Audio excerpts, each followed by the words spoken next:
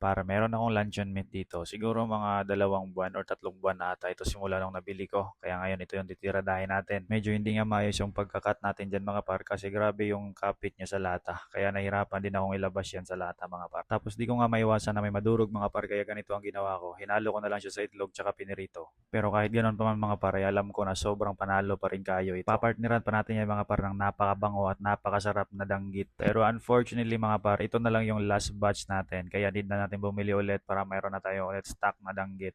At syempre, pag may danggit mga par, hindi talaga nawawala itong ating sinangag. Pero kung hindi mo trip ang sinangag par, pwede ka naman maglugaw. Pero joke lang, champurado talaga siguro ang pinakamasarap i-partner nitong danggit. Pero joke lang ulit. Pero ikaw par, ano ba sa tingin mo ang pinakamasarap na i-partner nitong danggit? Siguro wala ka ding maisip no? Pero ganito na lang.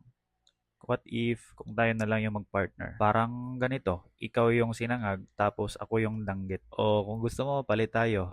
Sa'yo na yung puso ko, tapos sa akin na din yung puso mo. Shoot, ang laswa. Pero walang halong biro mga par. Napakasarap talaga nitong danggit partner sa sinangag. Lalo na pag meron kang bagong timplang kapeng barako. Panalo kayo.